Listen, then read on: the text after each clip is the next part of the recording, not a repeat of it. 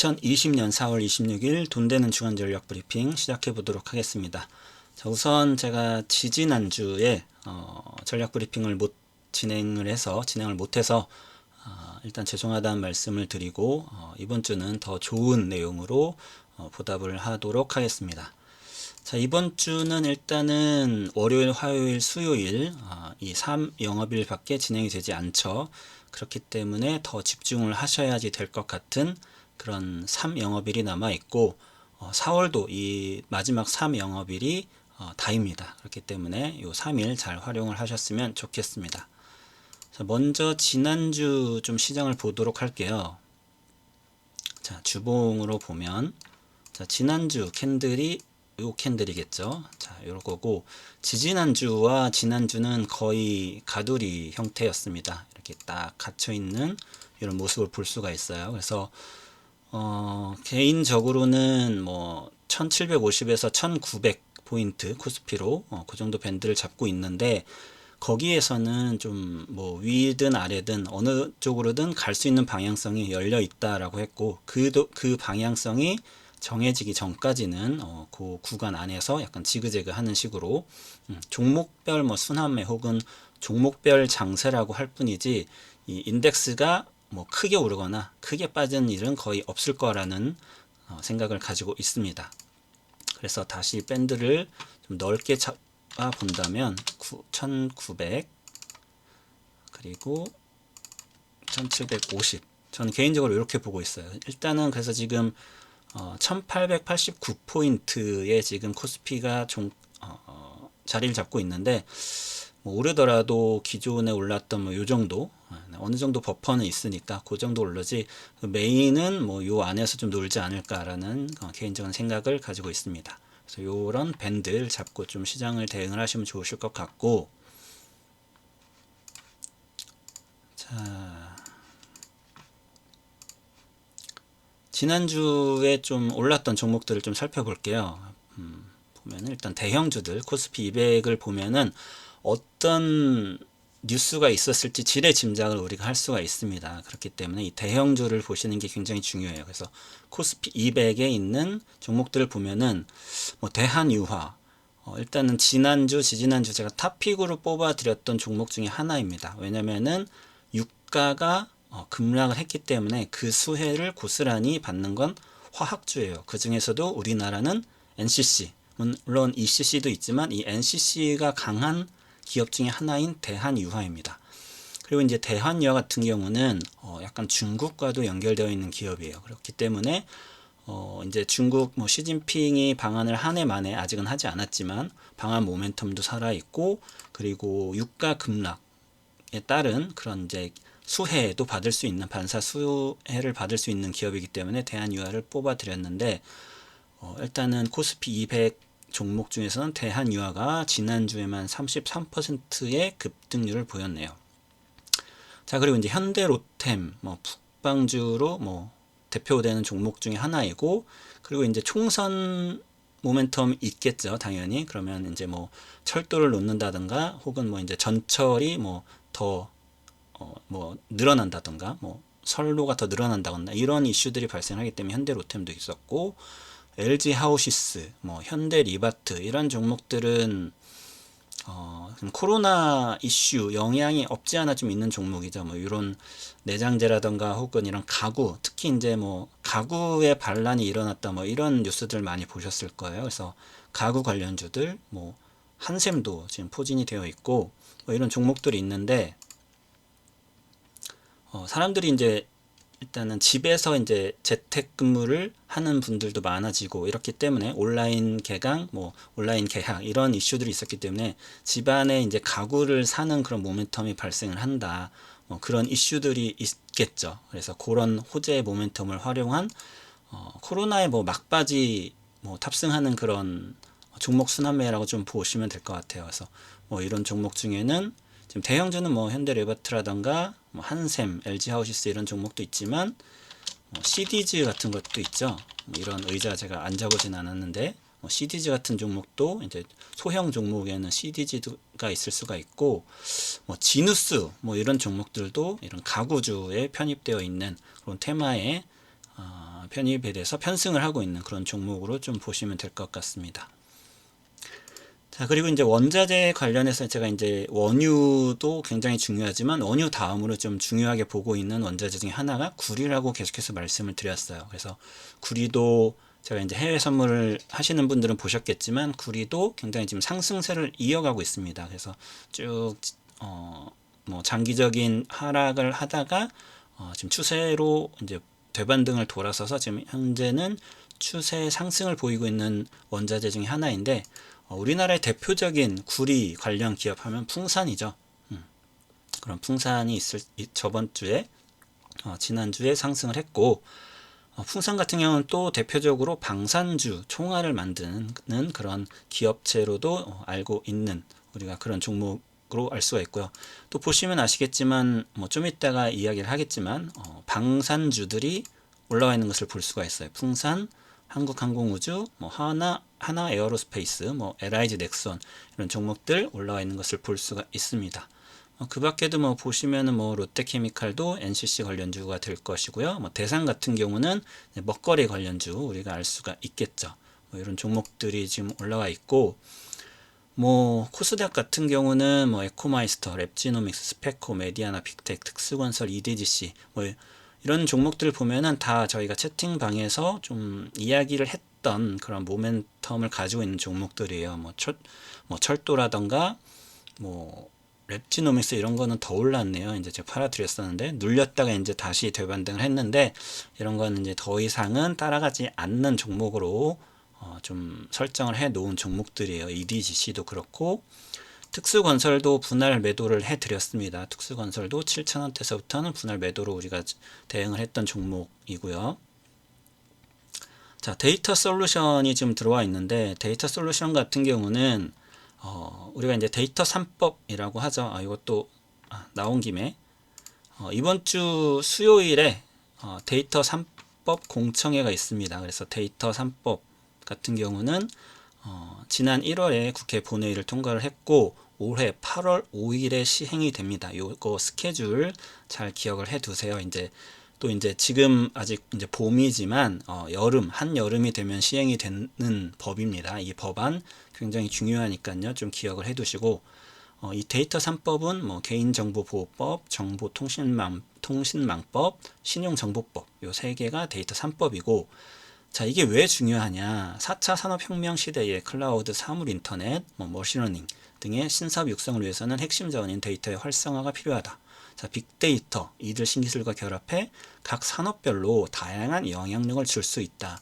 결론은 이 4차 산업혁명을 위해서는 데이터 3법이 이제 개정이 필요한 거거든요.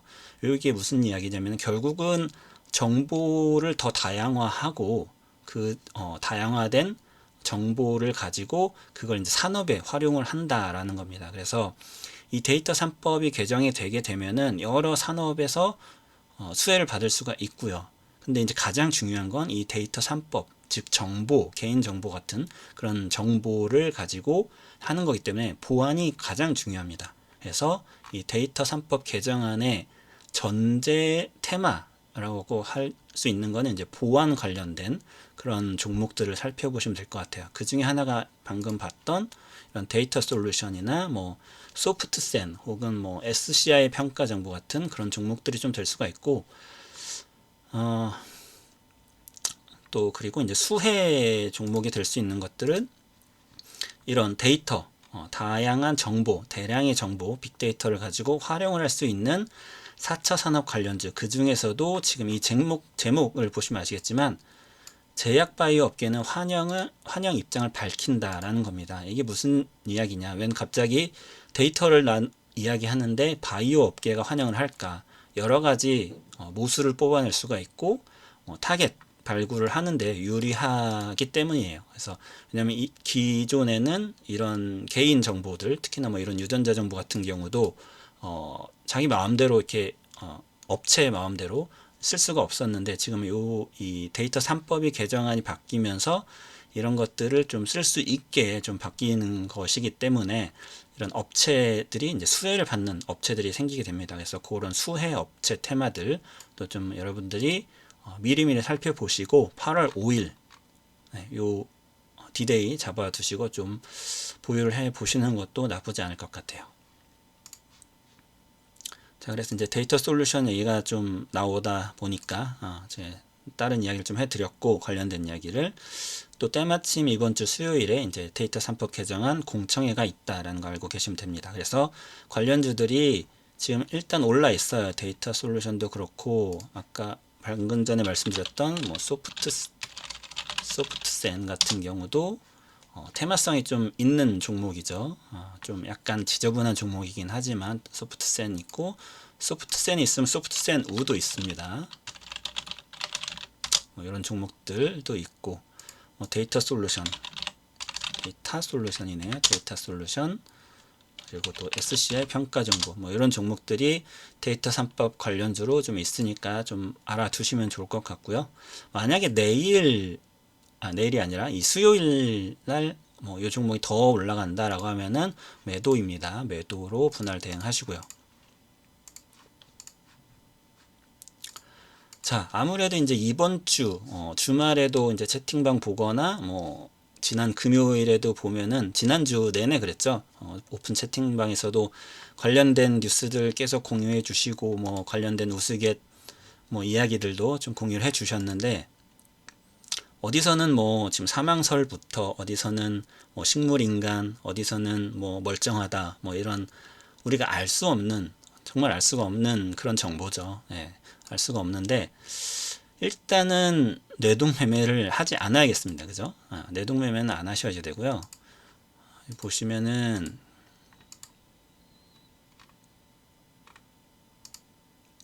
자, 어디에서는 지금 김정은이 살아있는 것, 그리고 멀쩡하다는 걸 보여주기 위해서 지금 이동 미사일을 지금 준비하고 있다라는 그런 징후를 포착했다라는 이런 뉴스까지 지금 나와 있는 상태입니다. 자, 그래서 지금 어떻게 해야지 되냐, 우리는. 일단은 뇌동매매는 절대 하시면 안 되시고요. 무슨 소리냐면은, 김정은이 사망을 했네, 뭐 그런 뉴스가 나오면은 방산주가 급등을 했죠. 최근에 보시면은 빅텍 같은 종목들이 지난주에 이렇게 난리 부르스를 쳤어요. 그죠? 뭐 김정은이 사망을 했네 안 했네 그런 뉴스로. 그래서 이런 내동매매를 하지 말라는 거죠.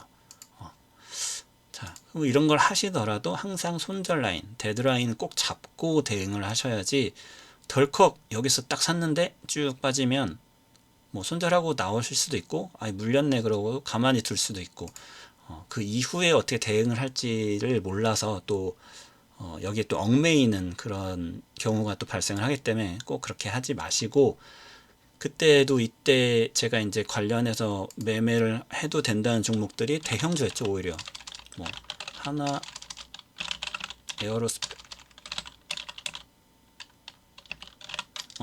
에어로스페이스라던가, 이것도 당연히 이날 샀으면, 여기서 샀으면 물려있는 상태예요. 그죠? LIG 넥스원 똑같죠? 생긴 게 똑같습니다. 자, 카이도 똑같아요.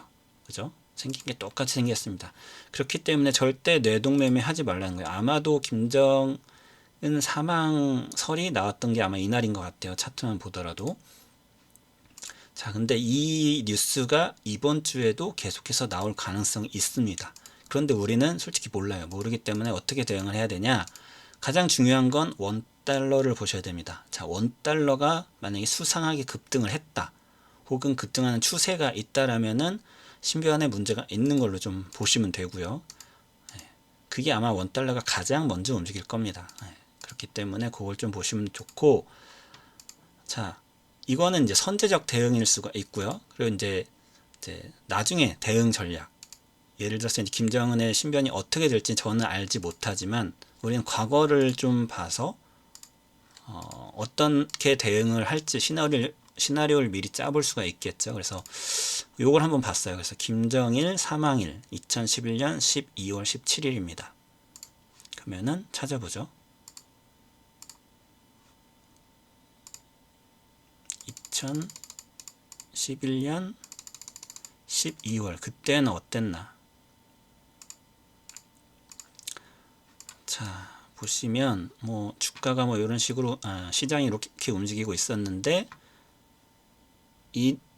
17일이 없네요. 17일이 토요일이었네요. 네, 토요일 날 사망을 해서 주말에는 우리 시장이 열리지 않으니까 이 12월 19일이 이제 그 이슈가 시장에 반영이 된 날짜입니다. 보시면은 코스피가 4.86%까지 빠졌었어요. 4.86%까지 빠졌다가 종가로는 3.43%까지 빠지는 요만큼을 다시 이제 되반등을 올려놓은 거죠. 그래서 주가가 쭉 빠졌다가 이제 올라와서 이 정도에서 마무리가 된 건데 이거랑 비슷한 패턴이 나올 수가 있겠죠. 그래서 과거 케이스를 가지고 만약에 신변이 이상이 있거나 혹은 뭐 최악인지 어떤 뭔지는 모르겠지만 김정은이 사망을 한다면은 요런 패턴, 그래서 밑에선 잡아도 된다.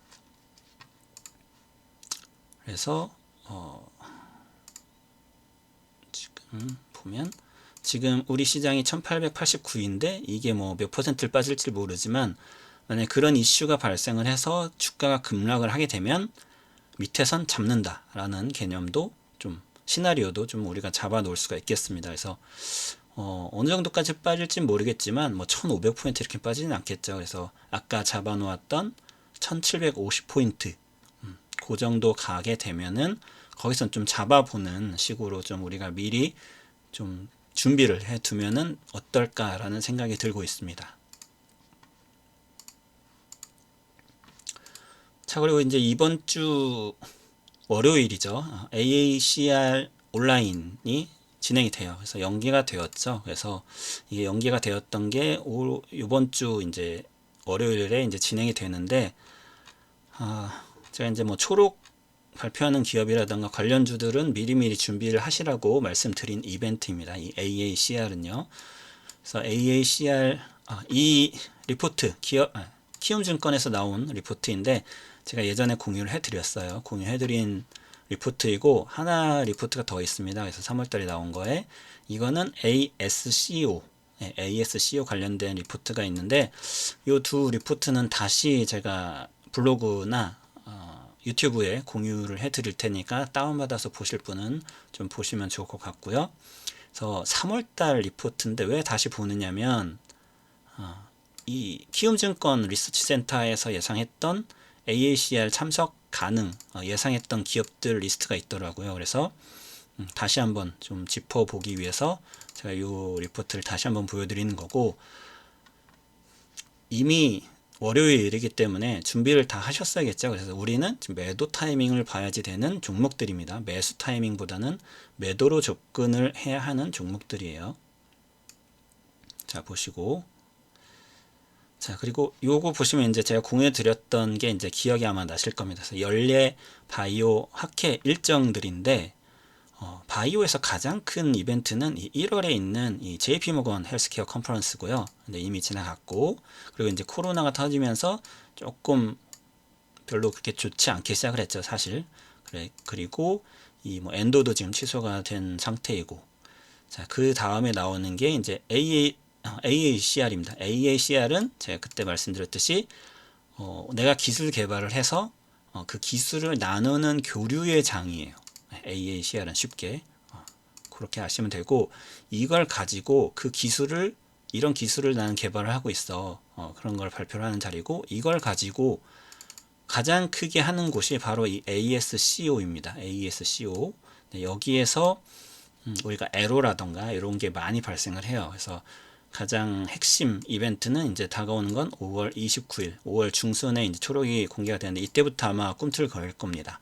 그래서 요 전에 좀 미리 준비를 하셔야 돼요. 이것도. 그래서 일단은 내일부터 AACR 관련주들이 들썩일 수가 있다. 하지만 AACR 관련주 따라가는 게 아니라 우리는 매도 준비를 하겠다라고 말씀드렸고, 다시 이제 요게 올라갔다가 내려오면 연관된 종목들이 이제 ASCO에서 다시 들어가요.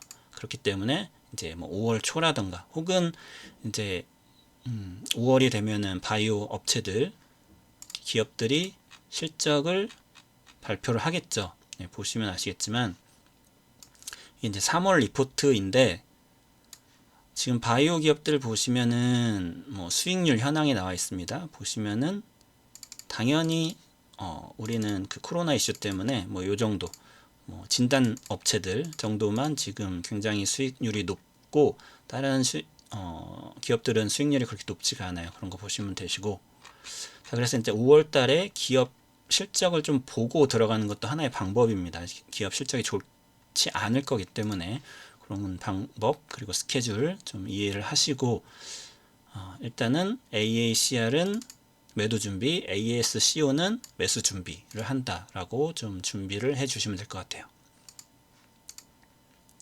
자, 그리고 이제 내일 또 27일이죠. 27일 원유 ETN 관련해서 거래가 재개가 됩니다. 그래서 보시면은 개인 투자자들이 손실을 만회할 수 있을지 관심이 모아진다.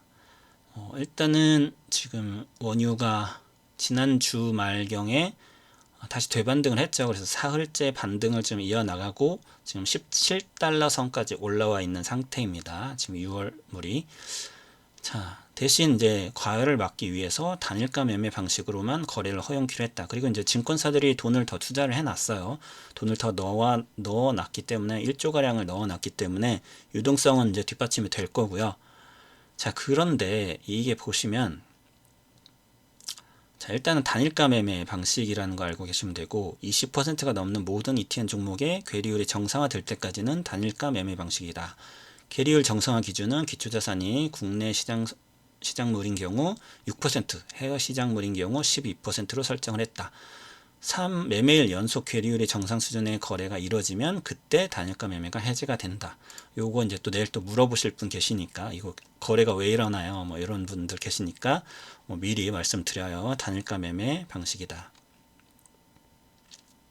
자, 고평가된 ETN을 떠안은 건 유가 반등을 노린 개인 투자자들이다. 자, 고가에 몰린 건 결국은 개인 투자자입니다. 왜냐? 자, 이런 상품들, ETN 상품 같은 경우는 증권사가 만드는 상품이라고 이야기를 드렸어요. 그래서 유동성 공급자, LP라는 게 있는데, 그게 무슨 소리냐면은, 자, 예를 들어서 매수라고 하면은, 자, 유가가 사실은 뭐 이런 식으로 하다가 최근에 이제 이렇게 된 게, 매수라고 하면은 반대죠. 지금은 매도로 제가 설명해 드릴게요. 유가가 뭐 이런 식으로 하다가 이렇게 된 거잖아요. 이렇게 됐는데 지금은 뭐 이렇게 됐지만 이 정도라고 치면 자, 이때에 이제 사람들이 관심을 갖게 됩니다. 그죠? 유가가 진짜 물보다 싸네, 뭐 그런 뉴스를 보면서 다 진입을 하는데, 그러면 사람들이 너도 나도 이제 떨어질 걸 알기 때문에 매도를 하죠. 뭐 일단은 근데 상품이기 때문에 인버스에 대한 매수를 합니다. 하면은 여기에다 매도를 하는 사람이 있어야 매수를 할 수가 있겠죠. 근데 여기에 거래량이 없다가 여기서 갑자기 거래량이 이렇게 된 이유는 증권사의 물량이 나와요. LP라고 하는. 왜냐면은 거래량을 뒷받침을 해줘야지 되고, 기초자산을 따라가는 정도까지 이 LP가 유동성을 제공을 할 수가 있습니다. 근데 기초자산은 예를 들어서 유가도 차트가 이렇게 비슷하게 될 텐데 뭐 이런 식으로 돼 있어요. 진짜로. 자, 그러면은 이 기초자산을 따라가기 위해서, 이 지표가 따라가기 위해서 이 가격을 떨어뜨려야 되거든요. 그때의 물량을 내놓을 수 있는 게 이 LP입니다. 자, 그렇기 때문에 이 LP는 누구 물량이에요? 증권사 물량이에요. 자, 증권사 물량이기 때문에 증권사는 인버스 상품이라면 가격이 떨어질수록 수익을 얻겠죠. 네. 그리고 그거를 받아가는 건 개인 투자들입니다. 개인 투자자들이 이만큼 가져가는 거예요. 이해가 되시나요? 그렇기 때문에 증권사는 수익을 볼 수가 있겠죠. 네. 이런 부분이 있기 때문에 결국은 네, 여기에 남아있는 사람들은 누굽니까? 네, 개인 투자자들밖에 될 수가 없다라는 상품 구조를 좀 이해를 하고 계셔야 됩니다. 네, 이거 알고 계셔야 되고, 그래서 일단은 내일 이 관련 종목 ETN이 상장이 재개가 된다라는 것 기억하시면 될 것 같고, 자, 그리고 이슈 중에 하나 보셔야 될 게 로젠택배 이슈가 있습니다. 로젠택배. 네, 로젠택배가 신세계그룹이 로젠택배 인수를 통해 온라인 유통 사업인 쓱닷컴의 경쟁력 강화에 나설 것으로 보인다. 자, 홍콩계 사모펀드 베어링 프라이빗 에쿼티가 지분 100%를 보유 중인 로젠택배 인수에 신세계가 매각 주관사 시티글로벌 그룹 마켓증권에 인수 의향을 전달했다. 자, 월요일 날 이게 이제 결과가 나올 텐데요. 어떻게 될지 모르겠어요. 그래서 일단은 지금 이 베어링 프라이빗 에쿼티에서 홍콩계인데 4천억을 정도를 불러요. 4천억 정도를 부르고 있는데 얘네들이 이거를 사간 게 1,580억인가 그렇습니다. 그러니까 굉장히 뻥튀기를 해서 지금 가격을 불러놓은 상태이죠. 최근에 이 사모펀드들이 M&A 하면서 뻥튀기를 엄청 잘합니다. 잘해서 또 넘겨요. 잘 팔고 있어요. 그래서 그런 것들도 보면은 일단은 인수를 할 것 같긴 한데 일단 신세계가 해요. 신세계가 하는데 자, 그럼 신세계를 보도록 하겠습니다. 자, 신세계 종목 뭐 지금 이런 차트인데 개인적으로 정영진 부회장이 신세계 그룹 부회장이고 실질적으로 이제 어머니가 회장이죠. 이명희 여사가 이명희 씨가 회장을 하고 있고 정영진 씨가 부회장을 맡고 있는데 이명희 씨는 여러분들 아시다시피 삼성 이건희 회장 여동생입니다. 네. 그래서 이명희 씨가 회장, 정영진 부회장이 이제 부회장 있고 자 그런데 이 쓱닷컴보다는 개인적으로는 이슈가 이 기업이에요. 이마트입니다. 자, 이마트 기업인데 지금 보시면 아시겠지만 완전 우하향이에요. 2018년도서부터는 그냥 주구장창 30만원이었던 기업이 지금 10만원입니다. 굉장히 저평가가 되어 있는데 저평가가 아니라 가격이 다운이 되어 있는데 자, 이 이마트 같은 경우가 어떤가요?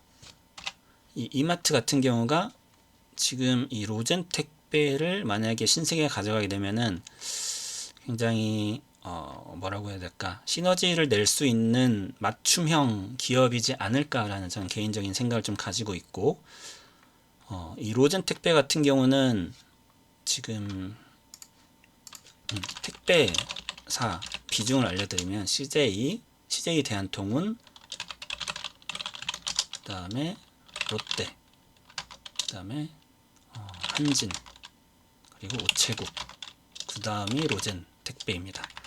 자, 우리나라의 그 물동량 그리고 이제 택배 사업의 비중인데요. 보면 순위가 보통 이렇게 되어 있어요. 그래서 압도적으로 CJ가 거의 우리나라의 50%를 차지합니다. 택배 물량에. 그리고 롯데와 한진이 비슷비슷해요. 여기서 한 30%. 그러니까 각각 나누기 2를 하면은 15% 정도를 가져가겠죠. 그리고 나머지 좀 요 정도 점점점점 있을 텐데 여기가 이렇게 또 치열합니다. 그래서 1그룹, 2그룹, 3그룹으로 되어 있는데 이 로젠 택배를 이제 신세계가 가져가는 거예요. 근데 보시면 아시겠지만 신세계 쓱닷컴은 지금 현재 이 CJ와 계약이 맺어져 있는 상태입니다. 자, 근데 그 정영진 부회장이 뭘 봤을 거냐면 분명히 쿠팡을 봤을 거예요. 쿠팡. 여러분들 쿠팡 아시면 쿠팡 같은 경우는 이 택배가 아니죠. 그러니까 택배를 해줄 때 로켓 배송 이런 걸 보시면은 자체 회사, 자체 그 물류 뭐라고 해야 되냐 쿠팡맨을 사용을 하거나 그래서 쿠팡맨 넘버도 보시면은 영업용이 아닌 흰색 번호판인 것도 우리가 알 수가 있고 영업용은 이제 노란색 번호판을 달게 되어 있죠.